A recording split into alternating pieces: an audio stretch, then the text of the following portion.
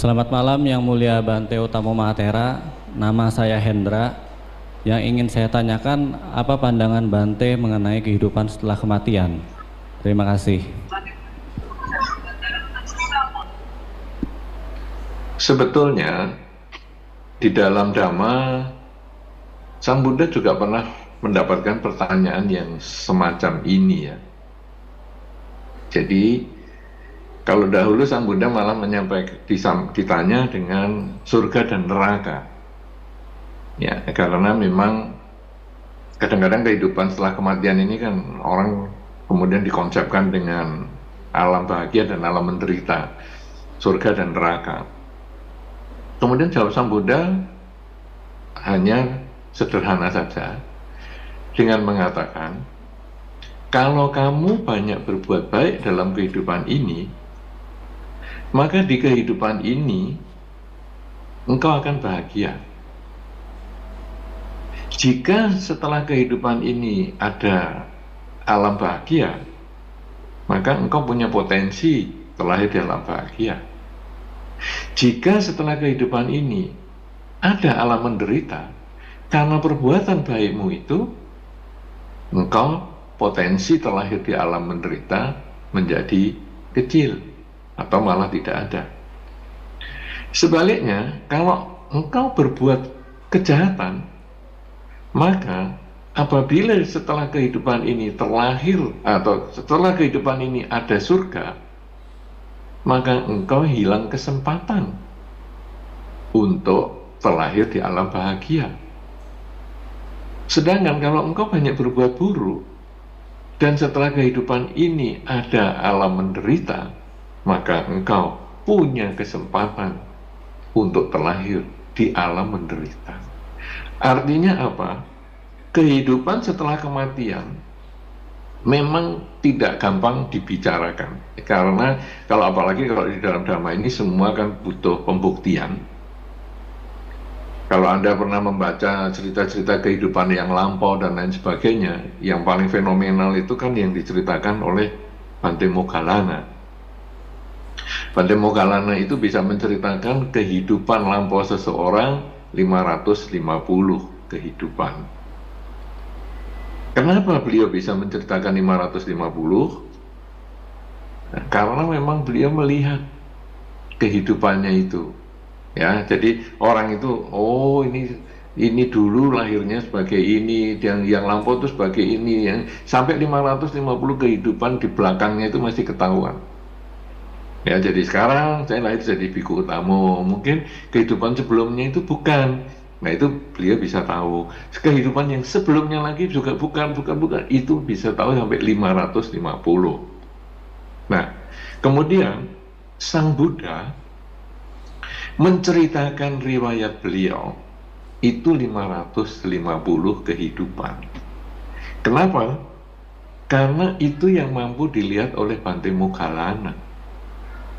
Sehingga Sang Buddha setelah cerita kehidupan beliau yang dulu, lalu beliau menyimpulkan, dulu si A adalah sebagai ini, si B sebagai itu, si C sebagai itu.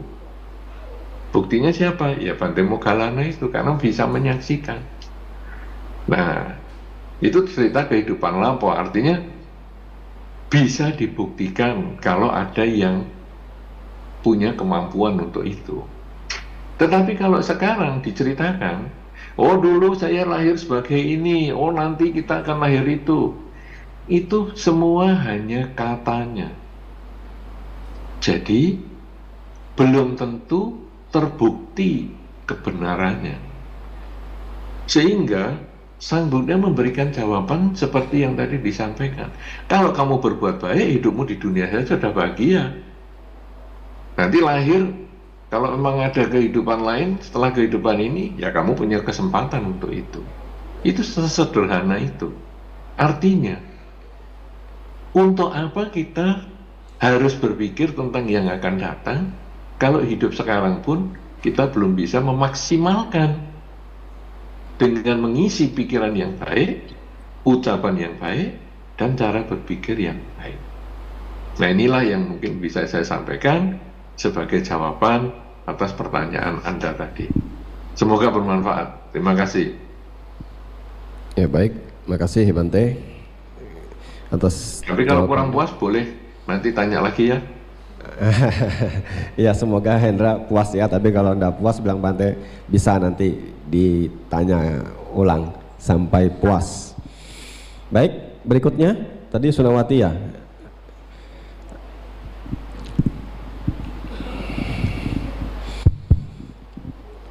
Selamat malam Bante, saya Sunawati. Karena mungkin yang lihat bisa dari Bali atau dari Jakarta. Tadi pagi saya share ke teman-teman soalnya. Yang ingin saya tanyakan Bante, kita lahir begitu banyak, apalagi seperti Bante katakan kan, Bante Monggalana bisa 550 kehidupan. Kita mungkin tidak ambil contoh sebanyak itu ya. Kita berkelana di kehidupan baik sebagai manusia atau alam yang berbeda, karena kita tidak bisa ingat pelajaran-pelajaran yang kita temui dan pernah kita jalani itu kok tidak bisa terkoneksi dengan kehidupan, anggaplah kehidupan saat ini gitu loh Bante. Dan kita harus lebih menderita dengan situasi yang berbeda, pengalaman berbeda, keluarga yang berbeda, untuk mengulang dari nol lagi itu. Sampai saat kita bisa ketemu karma yang cukup baik untuk mengenal Dhamma lagi. Kira-kira apa yang harus kita lakukan untuk kehidupan selanjutnya agar proses pembelajaran kita yang sudah begitu banyak itu bisa membantu kita untuk lebih cepat maju, tidak dari flashback lagi. Makasih Bante.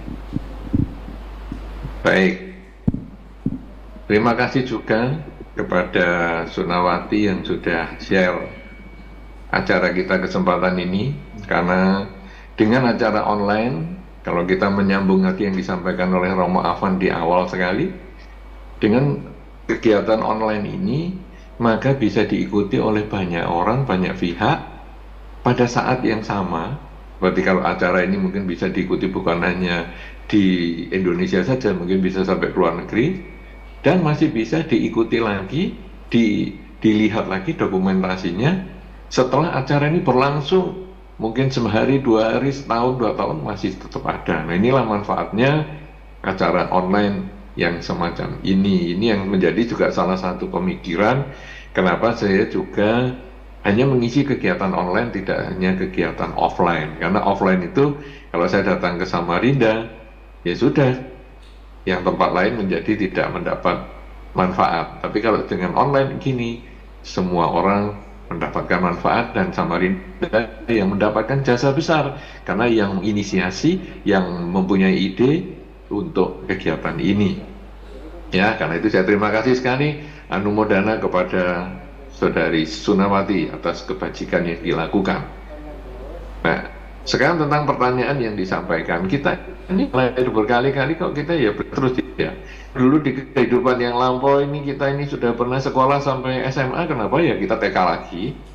Kehidupan yang sebelumnya lagi kita ya sudah sekolah sampai SMP, kok TK lagi sekarang? Jadi mana nih tidak nyantol-nyantol ini? Sebetulnya Anda merasa tidak nyantol-nyantol atau tidak ada yang nyangkut, tapi sebetulnya tetap ada.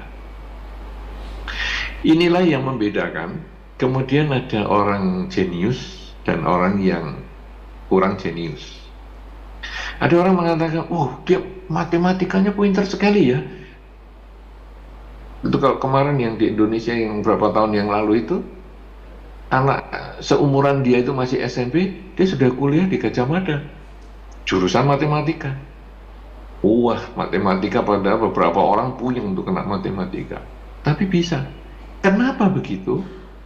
Karena dia, kalau dilihat dari pandangan Dharma ya, dia itu di kehidupan yang sebelumnya dia sudah belajar matematika dan dia sudah ingat Sehingga dia tidak perlu terlalu banyak belajar lagi di kehidupan ini. Yang lain masih mulai dari 1+1 sama dengan sekian, dia sudah bisa.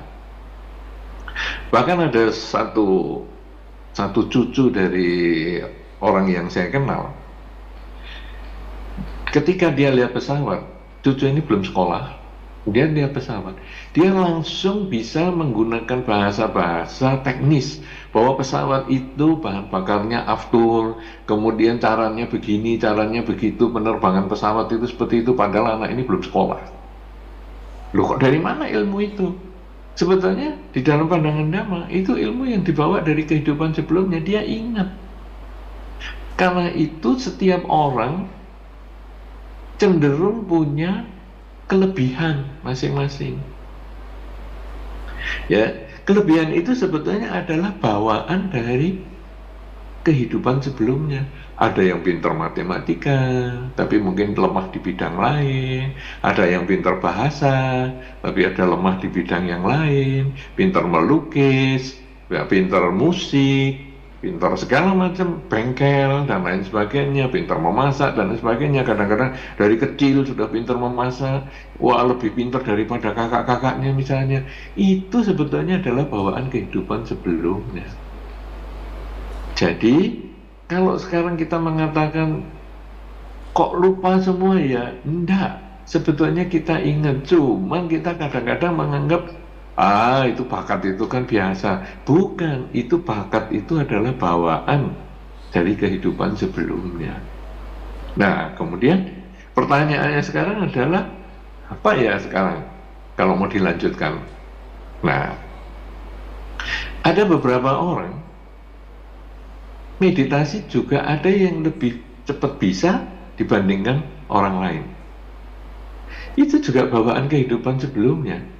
Karena orang tertentu ini belajar sampai bertahun-tahun, nggak bisa-bisa. Tapi si A ini belajar sebentar aja, tahu-tahu bisa. Nah, itu untuk membuktikan bahwa kemampuan di kehidupan lampau, baik sekolah, keterampilan, kemudian meditasi dan sebagainya ke bawah. Parita juga ada beberapa anak kecil sudah pintar baca parita, padahal mungkin dia belum begitu bisa ngomong bahasa Indonesia dengan baik, tapi parita dia sudah bisa hafal. Itu juga kehidupan yang sebelumnya juga terbawa. Nah, sekarang meditasi pun juga terbawa. Lalu bagaimana ini sekarang kalau kita mau melanjut?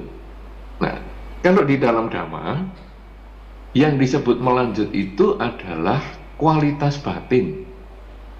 Jadi bukan masalah pendidikan, bukan sekolah, bukan ilmu matematika ataupun menggambar atau bukan, enggak. Tapi kalau di dalam Dhamma ada sistem supaya kita bisa melanjutkan kualitas batin kita. Apa itu?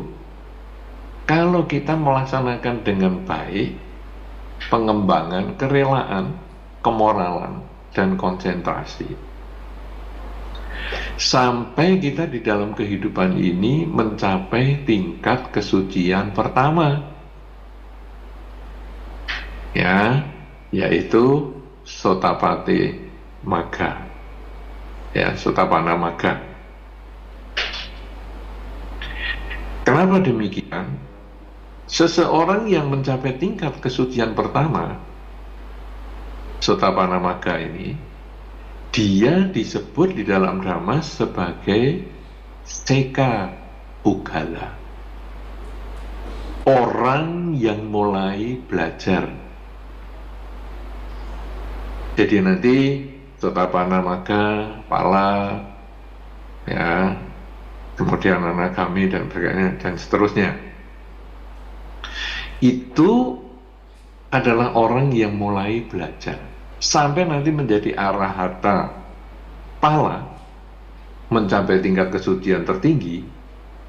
Itu baru Aseka Pugala, orang yang sudah mencapai kesucian, dia sudah tidak perlu sekolah lagi. Aseka Pugala.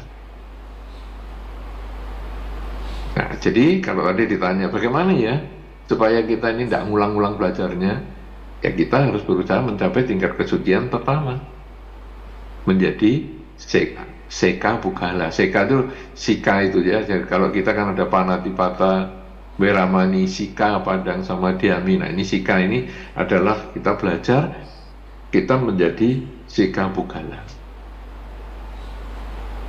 Itu kalau mau terus. Ya nanti kemudian sotapana, akadagami, anagami, dan seterusnya sampai arahata.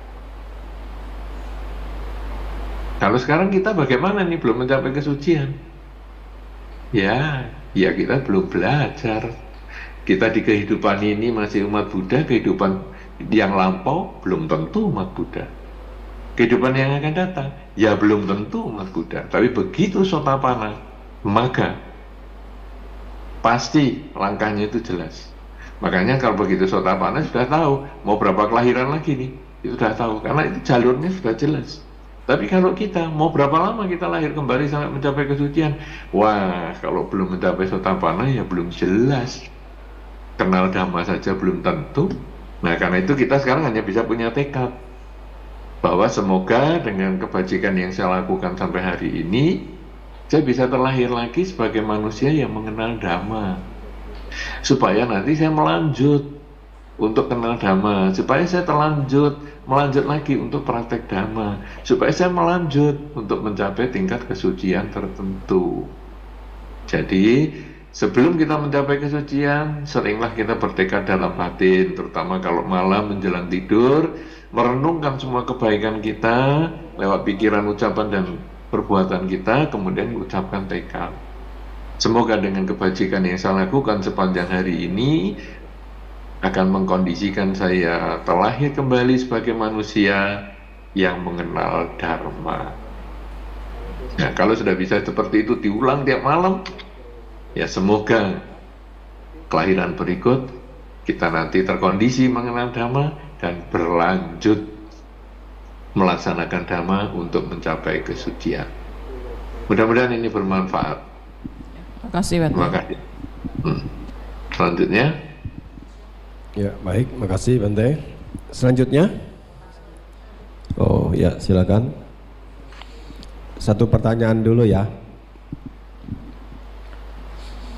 Terima kasih waktunya. Nama budaya Bante. Nama saya Padma Bante. Tadi Bante sudah menyampaikan langkah-langkah bagaimana untuk supaya kita tetap sehat dan tidak sakit, Bante. Di dalam Abhidhamma saya pernah membaca bahwa rupa ditentukan oleh 4 hal, Bante, yaitu kama, cita, utu, dan ahara, atau disingkat suka aja. Banyak orang yang ketika sakit, Bante, mereka ada yang berpikiran, oh ini karena karma. Jadi mereka ada yang berbuat baik, berdana dan sebagainya supaya sakitnya sembuh. Tapi ada juga sembuh, ada juga tidak. Yang kedua, cita. Ada yang bilang kalau sakit meditasi aja pikiran menjadi tenang. Bahkan ada, saya pernah baca di YouTube itu ada warga di Jawa Tengah, di Solo kalau nggak salah itu, terkena kanker stadium yang berat, dia bisa sembuh karena meditasi, berarti karena pikiran, Bante. Tapi ada juga yang meditasi, ada yang sembuh, ada juga yang tidak. Yang ketiga adalah utu, Bante, atau temperatur. Jadi ada yang sakit, oh berarti kamu cari tempat yang sejuk gitu, jangan panas, cari lingkungan yang enak. Ada yang sembuh, ada juga yang tidak, Bante. Kemudian yang ahara, itu kan apa yang kita konsumsi, Bante. Bahkan ada orang, wah ke Singapura aja dah, ke luar negeri, di sana obat-obatannya bagus misalnya. Tapi ada yang sembuh, ada juga tidak. Ada juga bilang, ayo jaga makanan dan sebagainya. Menurut pendapat Bante, untuk mensikapi hal ada orang sakit ini, apakah perlu ketika seorang sakit ini 4 hal itu harus dilakukan, Bante? Jadi untuk memenuhi keempat unsur itu, jadi kalau unsur kama, cita, utu, dan ahara itu, Bante. Mohon penjelasan Bante, terima kasih. Baik, pertanyaan yang bagus ya. Ya, sekarang apakah perlu 4-4-nya? Kan begini ya, kalau sekarang kita sakit lah, minum obat. Kemudian kita sakitnya sakit kepala lah. Kadang-kadang yang kita juga heran ya, sakit kepala obatnya diminum, masuknya ke perut. Kok dia bisa milih ya, sakitnya di kepala, jadi dia bisa ngobati. Sakit gigi, kok dia ya bisa milih ya, walaupun ditelan yang sama, tapi kok yang sakit giginya ya, yang bisa disembuhkan. Kemudian napasnya sesak, dia ya nelen obat yang sama, yang nelen obat juga, lewat mulut juga, masuk ke perut juga. Kok ya tahu ya, obat ini kok tahu, oh ini untuk napas yang sesak. Kemudian kaki kayaknya sering kram-kram ini, kejang-kejang, kakinya kram, kaku. Minum obat juga untuk di perut yang sama.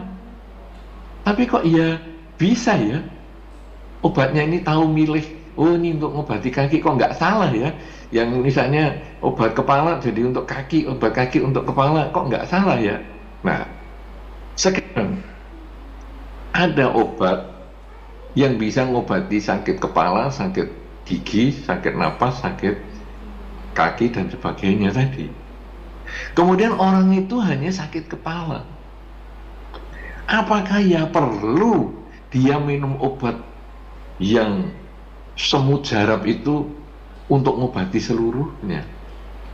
Ibaratnya, apakah perlu kita itu, kalau ngomong bahasa dunia umum non-Buddhis ya, membunuh nyamuk itu harus dengan tembakan senapan, bukan dengan raket saja, raket listrik. Atau kalau perlu membunuh nyamuk itu dengan bom sampai rumahnya hancur, kan tidak perlu. Nah, demikian pula kalau tadi ada tentang kama, cita, utu, dan ahara itu, kalau ada orang sakit, ya tentu kita harus mencoba beberapa tahap. Sebetulnya yang saya sampaikan tadi di dalam Dhamma tentang 5 hal untuk menjaga kesehatan itu, hampir semua masuk kecuali utu, ya, tentang suhu udara. Ya, terlalu panas, terlalu dingin, karena memang manusia atau makhluk itu juga salah satunya tanda makhluk hidup itu kan terpengaruh oleh suhu juga. Jadi terlalu panas ya dia mati, terlalu dingin juga dia tidak nyaman. Nah, tetapi tentang kama, cita, utu, dan ahara itu hampir semua tadi sudah dibahas juga. Artinya apa?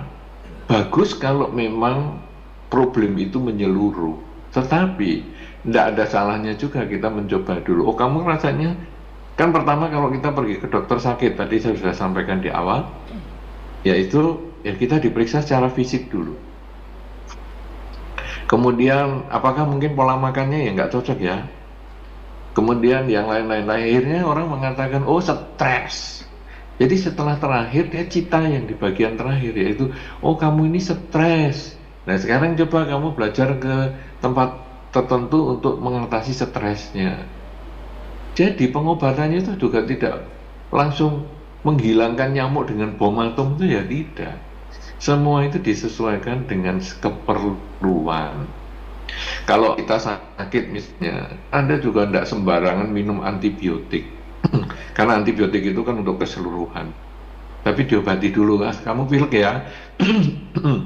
Pilek A, minum obat yang untuk pilek dulu. Wah kok nggak sembuh-sembuh, baru diajar antibiotik. Kalau Anda antibiotik terus, lama-lama ya tubuh Anda kurang bagus. Karena itu kalau tadi ditanya, apakah perlu keseluruhan? Kalau tadi penjagaan kesehatan tadi memang hampir menyeluruh. Tetapi kalau ada penyakit, mungkin perlu bertahap. Tidak harus keseluruhannya dihajar semua. Mungkin semacam itu. Ya. Terima kasih Bante. Ini saya coba bertanya Bante.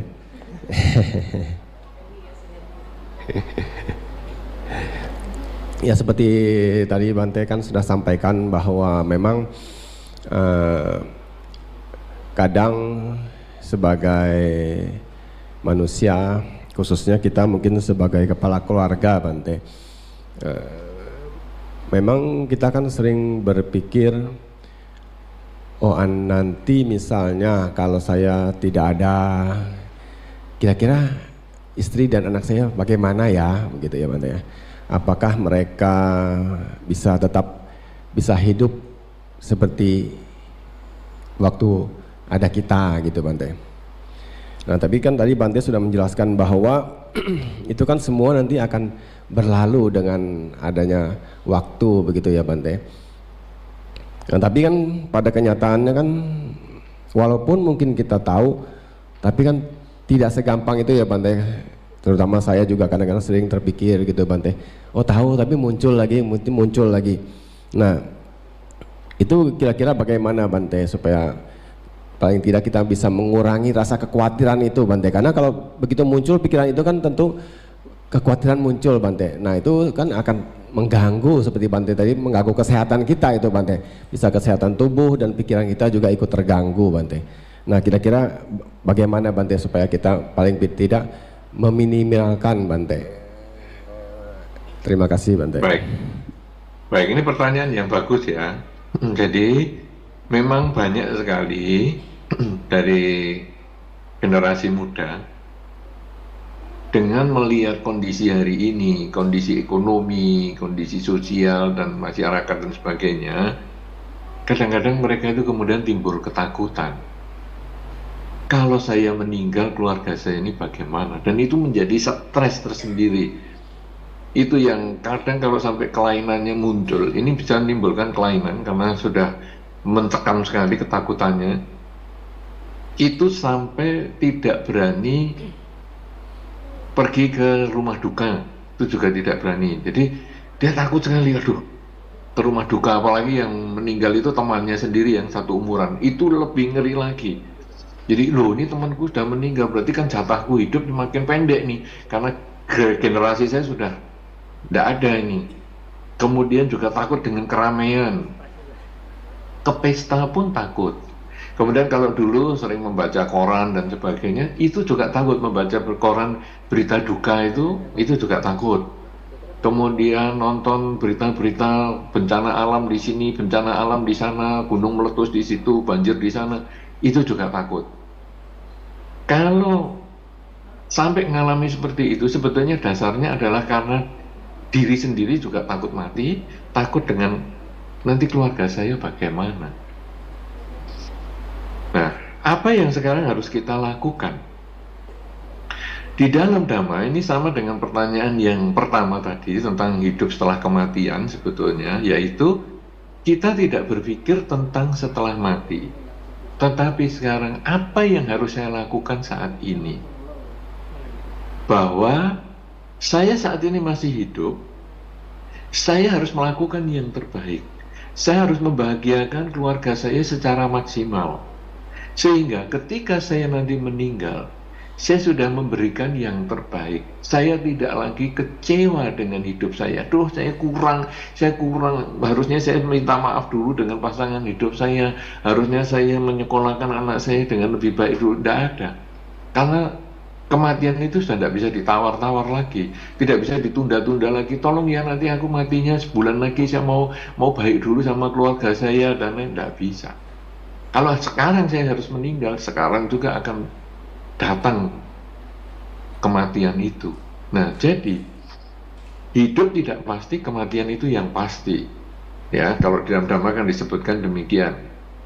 Sekarang, dalam kehidupan yang tidak pasti ini, kita harus mengisi semaksimal mungkin pikiran, ucapan, dan perilaku kita ini yang terbaik. Sehingga keluarga kita pada saat meninggalnya kita itu dia tetap berbangga bahwa keluarga kita ini sudah melakukan yang terbaik. Nama baik ditinggalkan oleh mendiang, bukan nama buruk. Karena itu, kalau tadi dikatakan kan di awal bahwa ada 4 hal yang kita bisa capai sebagai seorang umat Buddha, yaitu bahwa kita perlu atau punya kesempatan untuk kemandirian ekonomi, kemudian punya posisi yang baik di masyarakat, dan umur panjang. Ini sebetulnya adalah bahwa saya harus melakukan yang terbaik dengan ekonomi saya, dengan posisi saya. Saya harus memberikan kebahagiaan baik untuk keluarga saya, kemudian juga lingkungan saya, sehingga meninggalnya saya itu adalah memberikan citra yang terbaik. Nah, jadi kalau tadi pertanyaannya adalah, ya saya ini kan memang khawatir, takut, bagaimana ya? Isilah hidup saat ini dengan baik. Kalau tadi yang pertanyaan pertama kan menyebutkan bahwa kalau kita ini takut dengan neraka misalnya, lakukan yang terbaik. Karena nanti perbuatan baik ini yang akan mengkondisikan kita hidup di dunia bahagia. Kalau ada neraka, kita tidak punya potensi untuk terlahir di sana. Kalau saya ingin masuk surga gimana? Ya saya lakukan yang terbaik saat ini. Sehingga kalau ada surga, saya pun punya potensi untuk terlahir di surga. Nah kalau sekarang saya mati, takut keluarga saya tidak bahagia, ya lakukan sekarang yang terbaik. Ketika saya sekarang bagaimana ya, kalau saya mati keluarga saya tidak bahagia, ini urusan apa? Urusan ekonomi. Baik, saya berusaha mencari kemandirian ekonomi saya secara maksimal. Saya khawatirnya kalau saya meninggal, keluarga saya ini tidak mandiri. Oke, kalau gitu saya masih hidup ini, saya berusaha mendorong mereka untuk mandiri. Jadi misalnya pasangan hidup kadang ya diantar untuk pergi kemana, tapi juga kadang coba kamu sendirian, kita ngamati dari jauh. Kemudian anak juga begitu, coba kamu berani sendiri enggak untuk mengerjakan ini, menyelesaikan tugas ini, ataupun menyelesaikan permasalahanmu, bisa enggak sendiri. Nah, jadi ketika kita masih kuat, masih sehat, delegasikanlah wewenang ini kepada keluarga, sehingga pada saat kita meninggal, wewenang itu sudah berhasil dia kerjakan. Di dalam cerita Dhamma, Sang Buddha pernah mendelegasikan wewenang kepada Bante Moggallana ketika menghadapi naga Nandopananda. Jadi pada saat Sang Buddha dengan para rombongan biku ini berjalan, naga Nandopananda ini menghalangi jalannya beliau. Dan diceritakan naga Nandopananda ini besar sekali ya. Gunung Mahameru itu pun bisa dikelilingi oleh tubuhnya sampai 7 kali lilitan. Jadi Anda bisa bayangkan gunung dililit. Mahameru itu gunung besar sekali, dililit. Nah, jadi mengganggu Sang Buddha, menghalangi.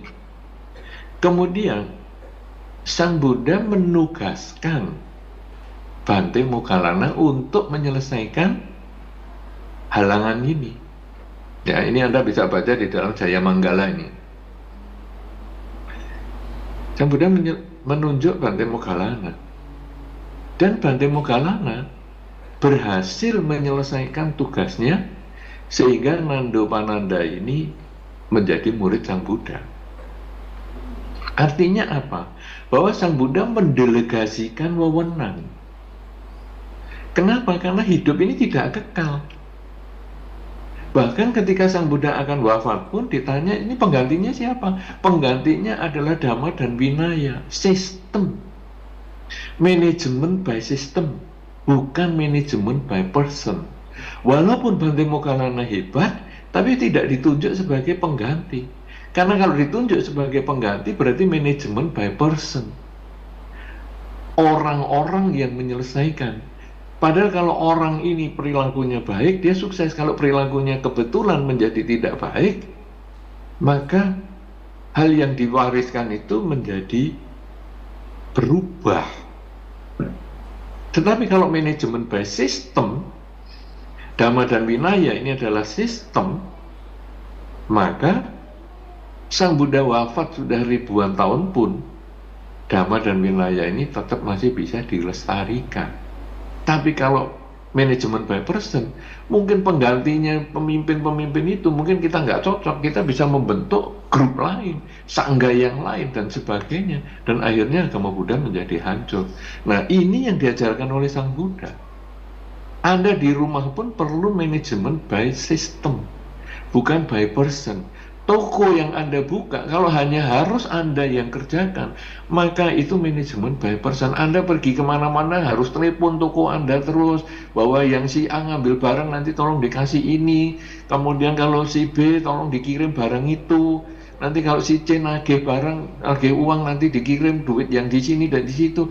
Anda tidak akan pernah bahagia karena Anda menjadi budak pekerjaan itu.